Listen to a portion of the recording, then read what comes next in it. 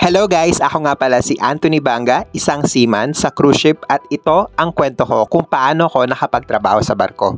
Nagtrabaho nga pala ako sa Starbucks Philippines for 2 years and 6 months.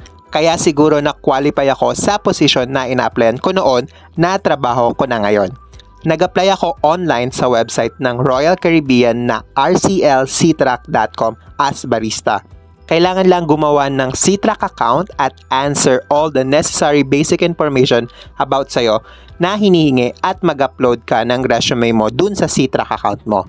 Napakaraming position yung pwede mong applyan. E-double check nyo na lang sa mismong website. Noong April 6 of 2018, nung nagpasa ako ng application ko. After 2 weeks ay nag-text sa akin yung RCCL Manila regarding sa preliminary interview ko at sinend lahat ng details dun sa personal email ko. Pagkapasa ko ng preliminary interview is after 2 weeks is yung principal interview naman. By the way, yung process ng interview ko ay lahat via online using my Skype account at English nga pala yung both interview ko noon. April 2018 na interview at May ay nakapasa at tatanggap ako. June nag-medical na at nag-aayos ng iba pang requirements para sa US visa naman kasi joining ko is November 22nd of 2018. Actually, di lang Royal Caribbean yung in-applyan ko noon. Nagpasa din ako sa iba pang manning agency katulad ng Magsaysay, UPL, CF Short at Bahia.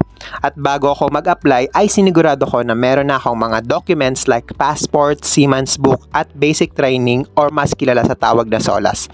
Kaya sa mga nagbabalak magbarko, di naman dapat seaman course ang natapos mo.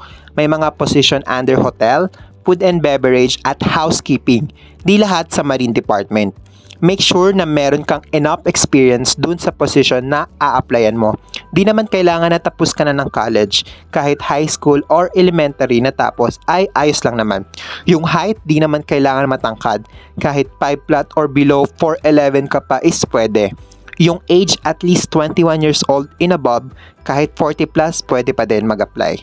At dapat meron ka ding pera para panggastos sa mga trainings, requirements at iba pang gastusin.